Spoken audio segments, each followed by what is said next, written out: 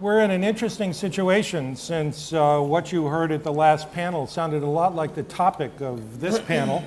Fortunately, I think we'll offer you incremental value in two different pieces. Number one, I think among the four of us, there are some pieces, if not major pieces, of what you've heard about this successful agreement that we might want to bring to light, that there are difficulties here.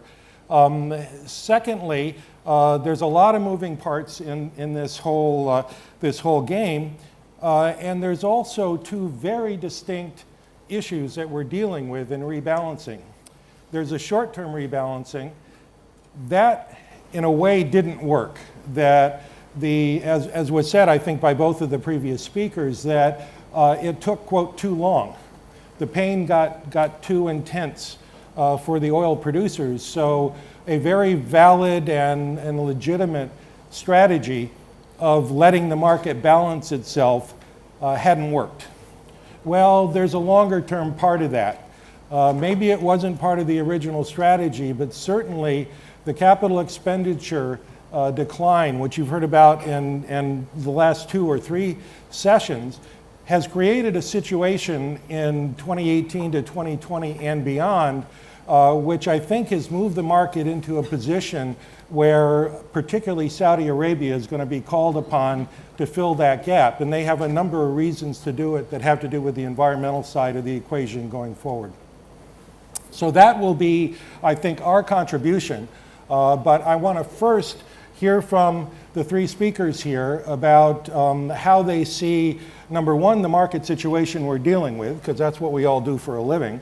Number 2, what they rate as the commitment of the individuals involved in this production cut/freeze agreement, both on the OPEC and non-OPEC side. And then, can there be an implementation of it? Even if they're committed, can they do it? Because there are some interesting moving parts, Iran, Saudi Arabia being the elephant in the room with that. And then lastly, if they actually do an agreement, is it going to be enough to really be effective in both drying up the current daily surplus going into the market and to effectively start moving down this overhang? It's very interesting that Mohammed Barkindo highlighted that it's really about the overhang that they're going after. And with that, we will start with Fahad. Yeah, I think, thanks, David, and thank the organizers for inviting me. You mentioned the pain and the drive to make changes with the policy.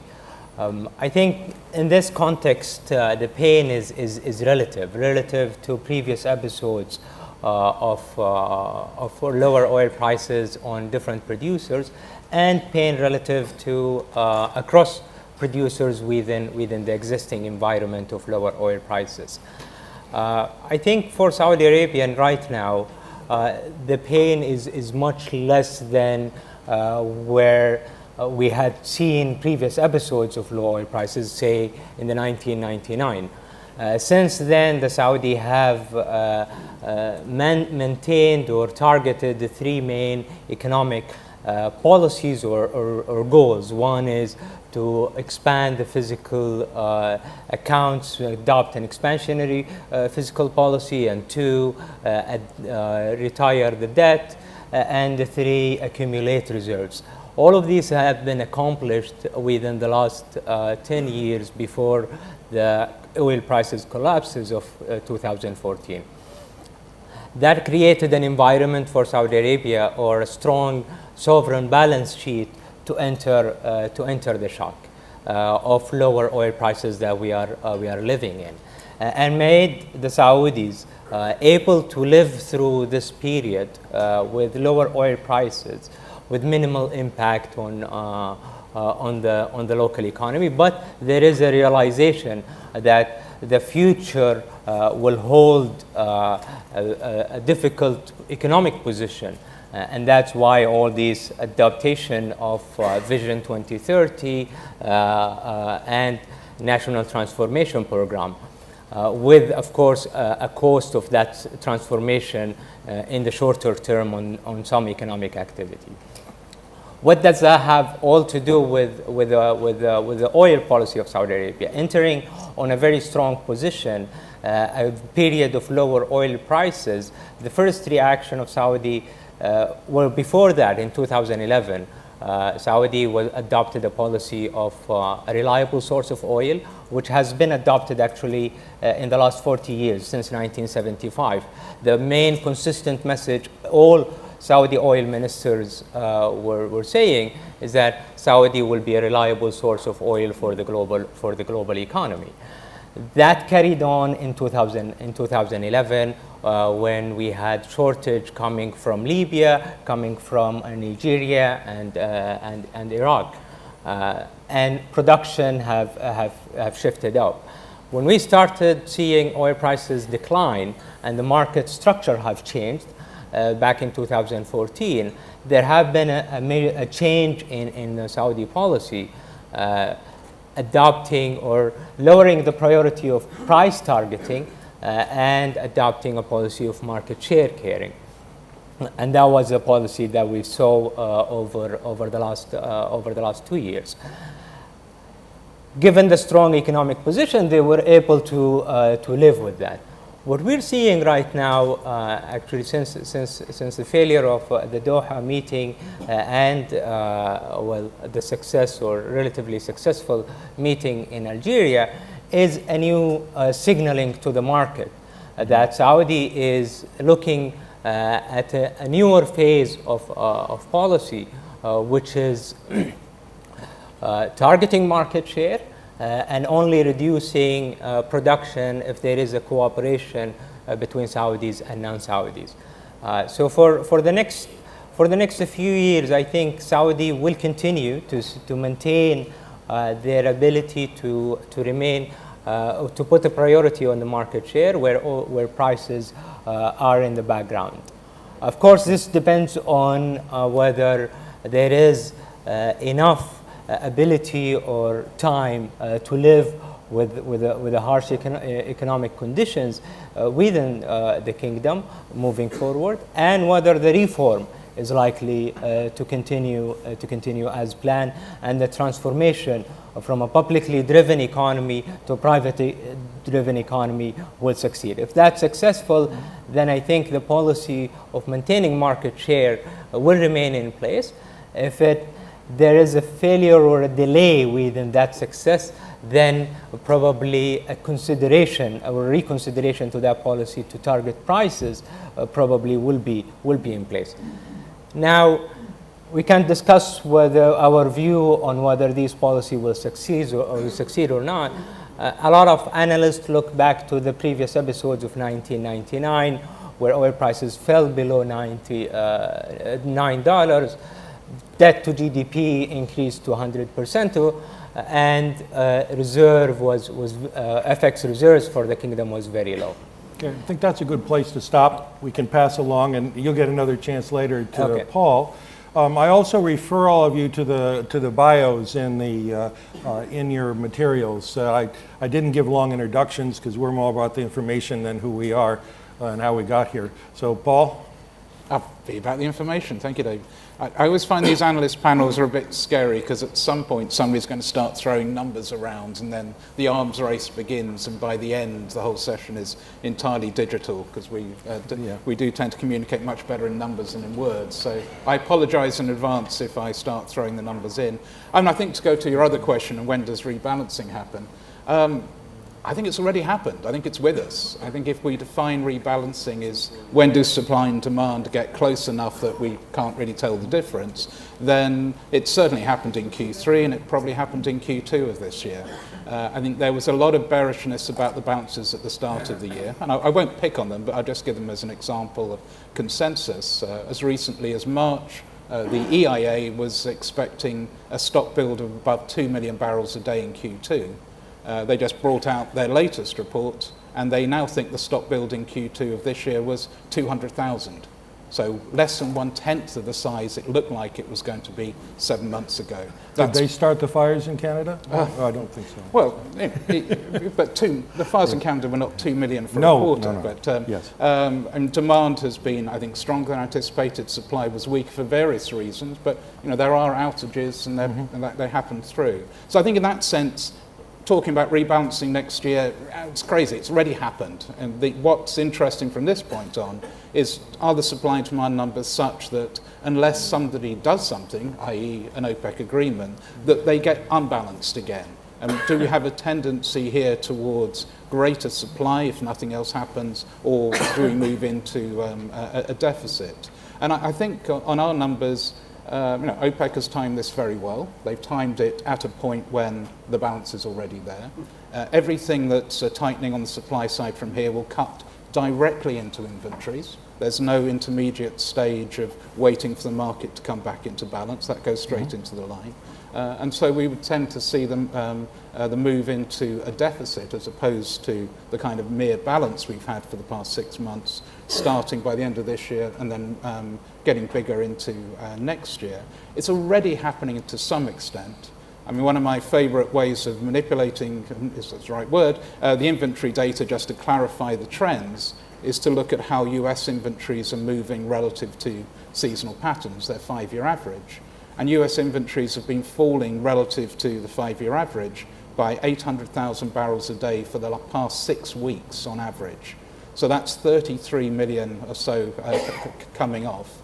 We think the market can get down to reasonable inventories within 6 months, assuming that we don't have to go all the way back to the 5-year average. People will be holding more inventories, min-ops have gone up, there's more pipelines, and so the idea of a long process of inventory reduction, we think we're there. We're at least a year further up the schedule than perhaps some of the numbers are suggesting. Okay, well, thank you, Paul. There was also something that Dr. Alturki said that I think is worth remembering, that signaling was the word that he used. It's a word that a lot of us use.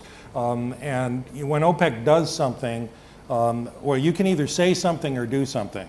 And there's been a lot more saying something than doing something in the past. And maybe if Paul's right, that's all they need to do. And look what prices have done already without them cutting a single barrel. In fact, they're still basically going up. Harry has a slightly different opinion than Paul here about the supply-demand balance. Yeah. Thank you, David. David has always warned me about showing my crystal ball in public, but I'm going to do it anyway. I think we have to recognize that the world is living in a positive supply shock. And so that's very different in the circumstances where we had a negative demand shock back in 08, 09. So the dynamics of adjustment of the market are necessarily going to be different. And at the same time, we're living with a supply chain, as was expressed earlier, that now comprises short cycle production. So whenever prices start rising, you're throwing a lifeline to certain producers and sometimes inviting back in production that would have actually been kept out. Finally, as was mentioned earlier, global economic growth is relatively modest according to historical trends. We're growing at maybe 3.3% between now and next year, according to BNP Paribas estimates. And that's certainly a lot lower than trend economic growth in the 10 years prior to the Great Recession, which was around 3.5, 3.7. So in terms of rebalancing of the market, what we're looking at is a situation where demand is not going to come to the rescue. We have the possibility of short cycle filling in gaps when the price is right. And I guess certainly what's interesting is that in terms of dynamics, it's not enough to have a price decline to bring about adjustment in supply. As we have seen this year, there's a lot of latency in supply. So we're talking about projects that have been sanctioned several years ago now coming online despite the lower oil price, and this is we witnessed this in the US Gulf of Mexico, witnessed this in Canada, and so what's left? Well, it's discretionary intervention of the likes that we are witnessing today from OPEC. And I suppose the real rebalancing conundrum is down to whether or not they deliver on an agreement, because in the end we have an agreement to agree, a container of sorts that we need content for, at least from the viewpoint of someone like me who's sitting on a trading floor and who's not out there in the fields. So we need content, and even if we have content, the question becomes, if supply elsewhere grows, whether it be countries that are exempted from production cuts or elsewhere, the onus on certain producers of being forced to cut even more than what is actually implied by the new OPEC target, is that going to work out? Will there be a truce in the market share war that we have seen over the past 2 years? And perhaps I'll hand it back to David. And to clarify, the exemptive country, we had one exempted country before, and that was Iraq. Now we have Iran, Libya, and Nigeria, all three of which are below where they could be. There's reasons in Libya and in Nigeria where one can be in the sort of show me mode, that you have to see the stability, see the cargoes leaving, see the money changing hands or whatever needs to happen in Nigeria to get the Niger Delta Avengers under control. But as Harry points out, all that oil then comes out as somebody else's hide if there's an aggregate total. The other thing is you need to get from an aggregate to an individual quota, and that's very hard, and that's where the difficulty is. So there may be a commitment, but is there really a deal? And I may leave that to the audience here to do a little thinking. How many people think that there is a commitment to a deal in OPEC? Having heard two presentations. There's an ex-oil minister here that says yes, but he has to. Come on, raise your hands if you think there's a commitment to a deal. Okay, there's a few people. How many think that that commitment is probably not there? Okay, it looks like there's some problems right at that level, so I don't have to ask the next two questions. Okay, yeah, there's going to be a deal, but is it going to actually be implemented in a functional way? And if it's implemented, is it actually going to get rid of the surplus or not? So we don't have to answer that because we don't have a deal yet. Yes. I think we focus so much on the demand supply dynamics of determining whether there is a deal or not, or what determines the prices.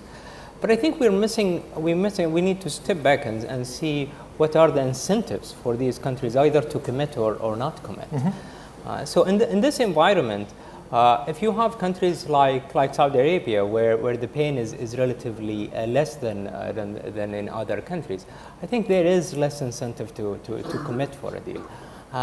Vice versa, if you see other countries where the pain is greater, also the incentive is weak to commit, because you wanna agree, and then as we've seen in previous agreements, there is a violation of the quotas to take advantage of higher prices. So I'm not surprised that most of the audience are expecting no commitment. Great. Because that's the We've situation seen a lot we're living in. We completely agree to a cut by Saudi Arabia, sort of in parentheses. And we were talking earlier, and the term swing producer, which has been thrown around about U.S. shale, is not a word that he would be allowed to use in the kingdom, or Sadat would be allowed to use. That's not a good word. Swing producer for shale has a couple problems. Number one, the idea that thousands of individual agents are going to make a mutually beneficial decision is a very low probability event. And if it happened, they would all go to jail. But other than that, being a swing producer for U.S. shale is not worth thinking about. Harry. I think the interesting aspect of the discussion is also definitions. What is rebalancing? We've had consecutive quarters of implied global stock builds from Q1 on 2014 to all the way. Q1 2014 all the way to Q1 2016. Mm-hmm. So do we need to reverse those builds and then some for the market to be rebalanced? I think is a question. So it's not. Right. I think for me, it's not a simple question of demand matching supply and suddenly we're rebalanced. I think there's more to it, that we need to reverse some of the builds that have occurred over the past 2 years. And the other aspect of rebalancing, I think a more crucial one, and that has been discussed by earlier panels, is a sort of shortfall in supply that we're going to get as a result of CapEx reductions. And this goes back, David, to what happens in the short term, but actually more importantly, and I've seen a number of commentators say that Saudi Arabia has blinked at the Algiers meeting. And when they set in motion a new OPEC policy in November 2014, I think they knew exactly what they were doing. And the fact is that we are now going to have 3 years of consecutive capex reductions. And that implies de facto sometime in 2018, maybe 19, substantial supply deficit that could only be filled by countries that have spare production capacity. So at this juncture, Saudi could be a little bit more compromising, in particular when it has economic reforms and other plans in place. So let's move to the next step, which is the longer term part of this market share strategy. And some of the reasons why Saudi Arabia will be very willing to step in and produce.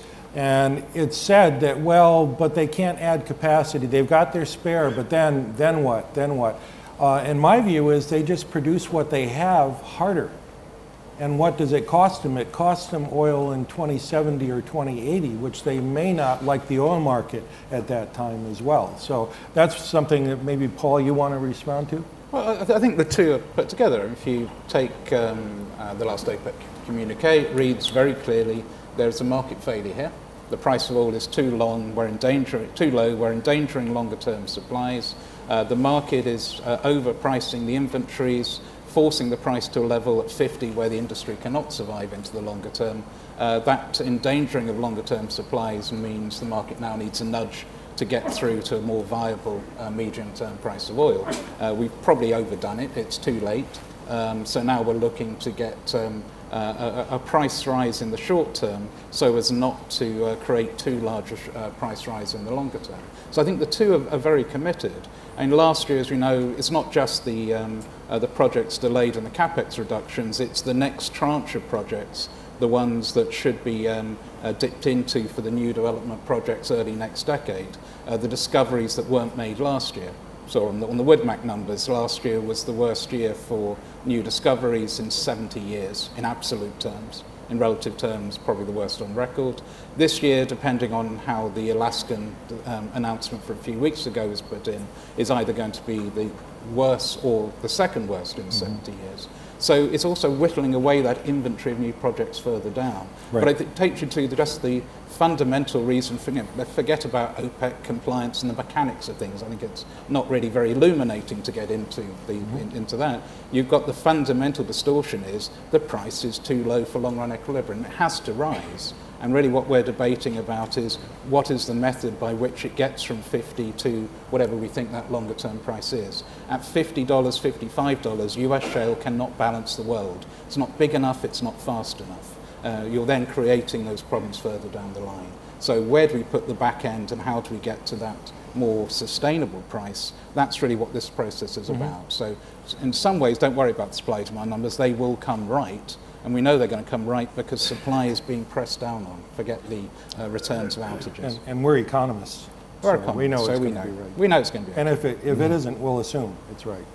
Well, again, you've assumed there's a surplus. And I Yes. started off by saying there is no surplus, Yeah. people. I mean, the So we don't all IEA agree. numbers for Q2 was 200,000 surplus, which is not within error.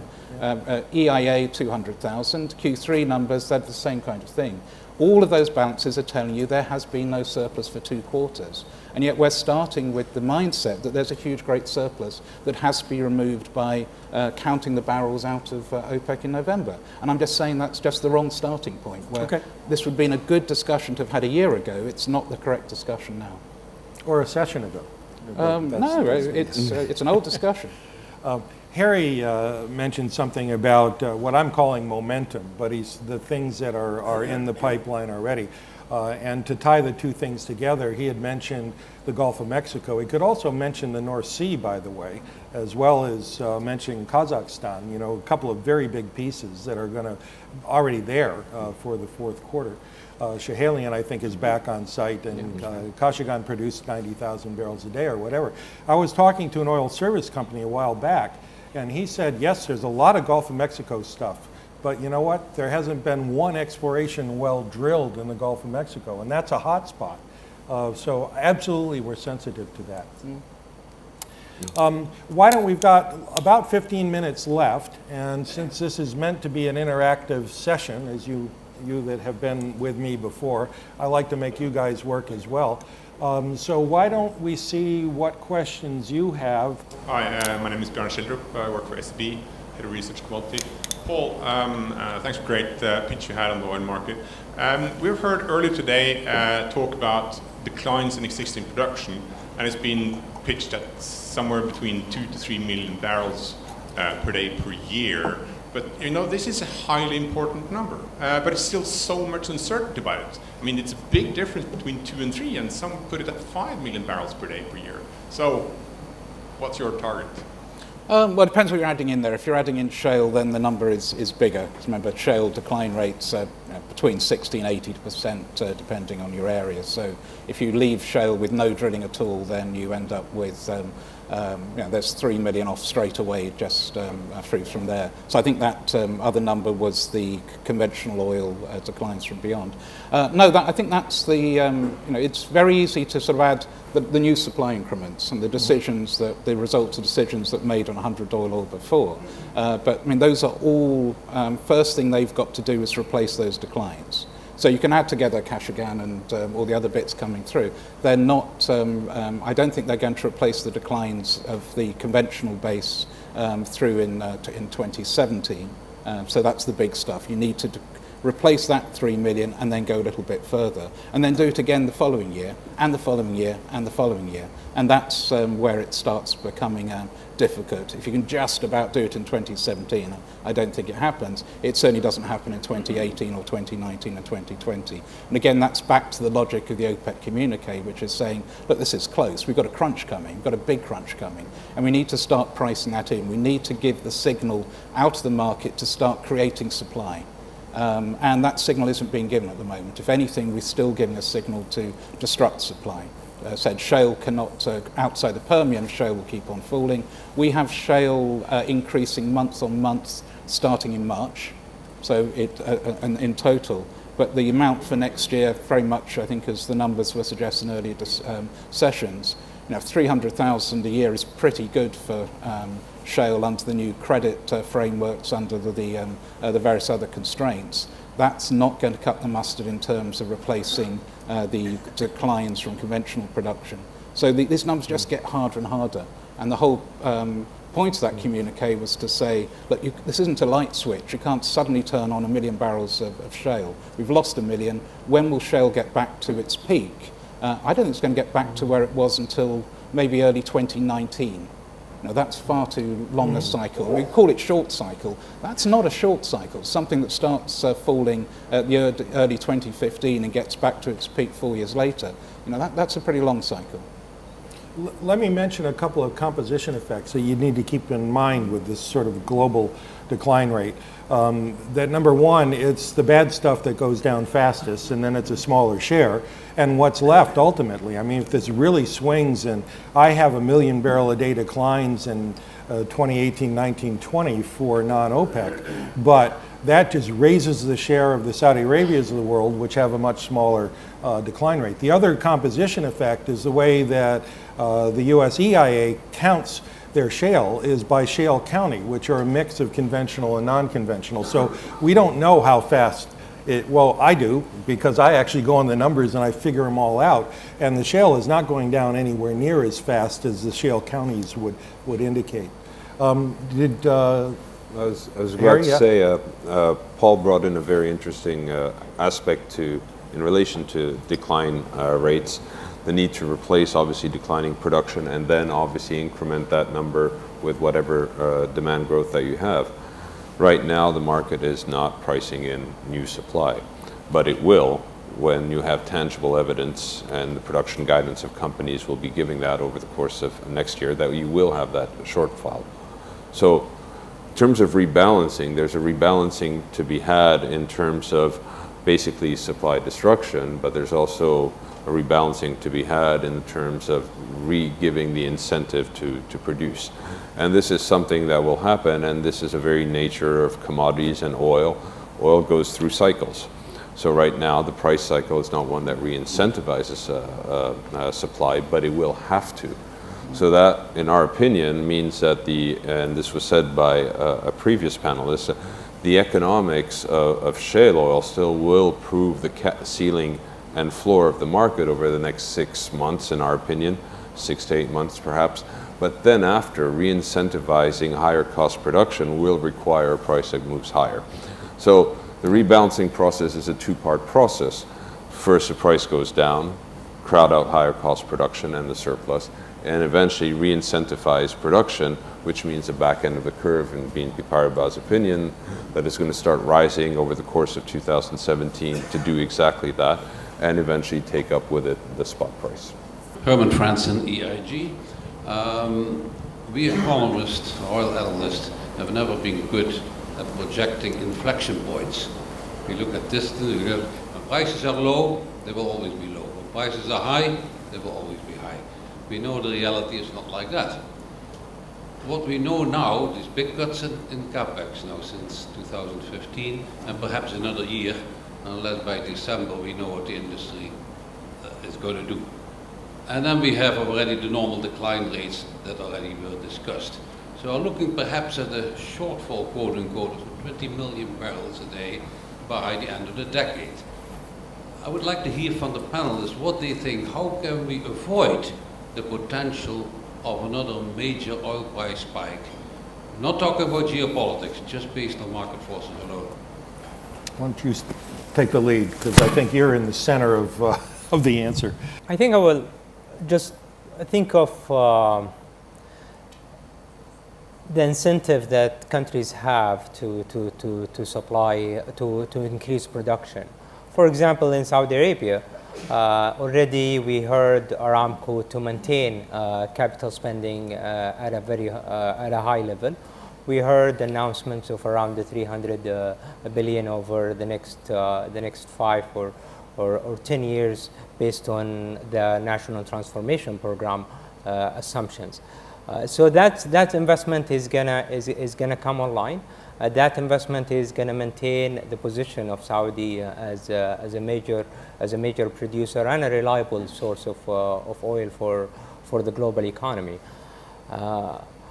Of course, I think if you factor in global demand by 1 million barrel per day per year for the next 10 years, and that's a large production need to come to the market to meet that demand, which why we think oil prices are likely to increase or be on an upward curve, painfully so for some of the producers, especially Middle Eastern producers. But that will clear the market. So will there be a spike or an explosion in oil prices toward the end of the decade? We don't believe that's the situation. We believe that investment is likely to come back to the market as prices correct the balance. One of the moving parts that we haven't mentioned much yet, though, is gas prices. And I think some amount of that Saudi budget is going to be happening up in the northwest corner and in the Red Sea, looking for shale gas. And of course, shale gas is very important in the oil equation because that preserves the exportable oil surplus as you replace domestically. It also has an interesting impact in the U.S., and we've had a nice little rally in gas prices, which we'll probably talk some about tomorrow, which, since these are co-products, have been constructive for the balance sheets and the cash flow statements of some of the shale producers, which do both oil and gas. So gas is an important moving part. But did either of you two have an answer to this question about the spike? I pretty much agree with the numbers in terms of the gap building up, and I think it's probably where I'd slightly depart emphasis a little bit from what Executive Director Barol said in the last session, because he's more or less saying, look, if OPEC do this, then, reading between the lines, it may be a bit self-defeating because it will send a signal for other supply to come on. And our government's saying, well, we need that signal for other supply to come on. And I think if you read that communique very straightforwardly, it says, OPEC is prepared to actually take a short-term loss itself in order to get that supply signal back and stop the crunch from happening. Because the one thing that's in no one's interest, producer or consumer, is to have that scenario where we end the end of the decade with an uncontrollable upside and we cycle back up through the hundreds and beyond. So for me, the only way to stop $100 coming back in is really to push up. Now let's start testing shale at 60 and see what that response looks like. Because it's going to be too late to put the foot on the accelerator if the numbers aren't right. One phrase that you'll hear, two words very often with upstream people, and we've heard it a couple times already, which is early days. Shale is early days. I mean, this is the result of geologists changing the way they thought about what their job was. A good geologist was the guy that could figure out where the oil stopped. And where it started was 2 sentences at the end of a geology article. And that's where, in stable places without volcanoes and earthquakes and stuff, 70 to 80% is in that shale, in the source rock. You know, it's hard to get out. We've heard numbers like 7%, maybe going to 10 or 20, but it's an important source, and it is early days with what the shale potential is, certainly outside of the U.S. Harry, do you have an answer to it? Yeah, just relative to what Herman said, I guess, if you're looking to revisit a scenario as we had in 2007, where literally we were at the end of spare productive capacity, there were issues with the quality of oil that was still left, whether the refining system would take it up, and essentially prices rose to ration demand. Are we going to revisit that kind of scenario in 1 to 2 years? You could argue that it is a distinct possibility, because ultimately when it comes to conventional higher cost production that has been crowded out as a result of the low price environment, it not only takes a market to go back to $80 to $100, depending on what kind of internal rate of return to the project you're assuming, but we know that oil companies are very conservative when it comes to investment decisions. So it's not when we go back to $100 that investment decisions will be made. It's when $100 sticks for at least a year or so. And we know these projects take 5 to 7 years before they start producing. So you may have in that space of time, even with just trend demand growth, the ability to start challenging productive capacity again. But this is nothing new to the oil market. This is what an oil market is about. It's cyclical. And so the title on the brochure is Boom and Busts. I don't think the oil market has managed to extract itself from that kind of pattern. And maybe we should think about a demand side solution. That maybe what the high oil price does, and I think the Saudis, some are aware of this, is that it intensifies the fuel substitution away from oil, initially into gas, but then into other fuels. It also, there's a policy elasticity of oil prices as well. It gets a lot more attention in a lot of countries that'll implement faster and cut deeper on oil share for environmental reasons. And there's a global production function where higher energy costs means you use more capital, labor, materials, and less energy, all of which will work against the demand side for oil. And that may be on the Saudis' mind. Yeah, I have a more controversial question for the panel. Moving away from the whole thing about the supply hole, taking us. Hi, Amy. Hey, Amy Jaffe, taking us back to $100. Let's paint a different picture. We've had this market share war. Let's not stop talking about the United States. Let's talk about Saudi Arabia and Russia. Russia has dramatically increased its production as it's had in past times, like '98 when the ruble fell. And Saudi Arabia is having wage and employment problems with government employees. So some people had speculated before the price war got started that Russia had more stamina, actually, because they could continue to increase their production and more easily increase their production, could even do shale. Whereas Saudi Arabia would be under the financial pressure of low oil prices for a period of time, and might actually wind up being the ones to blink first, so to use the words of the panel. So I'd like the panel to react to the competition between Russia and Saudi Arabia and the long-term prospect of the market share if we ever got to, in 10 years or 20 years, having to worry about stranded assets, and you have these two producers, Russia and Saudi Arabia, that have hundreds a year of oil. Like, are we really at the point at which Saudi Arabia is willing to make a deal with Russia? Or are we, and does that mean the Russians win because they can keep increasing their production? Any thoughts? I think, as I mentioned, Saudi entered this period of oil crisis on oil decline in oil prices on a very strong financial position, and the realization that this period is likely to be a long period, and that's why a number of reform initiatives has been put in place. Now, I talked about the three phases of policy shifts within the Saudi in regard to oil. One is a substitute for shortage, and then the one in 2014 started with market share.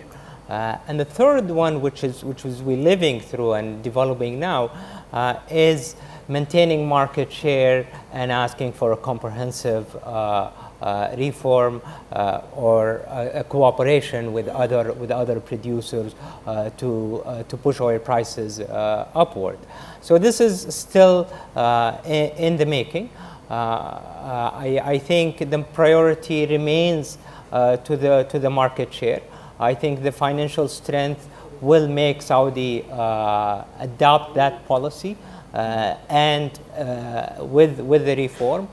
So they're not very, from my perspective, from our perspective, I don't think they are pushed or in a very painful position to make a commitment that will reduce their market share to gain additional gain from a prices side.